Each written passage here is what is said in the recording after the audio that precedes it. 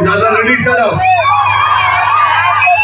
हे आपलं नाही चालत. मी माझ्या कार्यकर्त्यांना सांगत होतो काय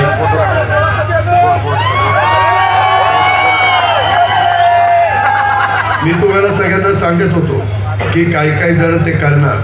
अरे यांना जिल्हा परिषदेची तिकीट मी दिली,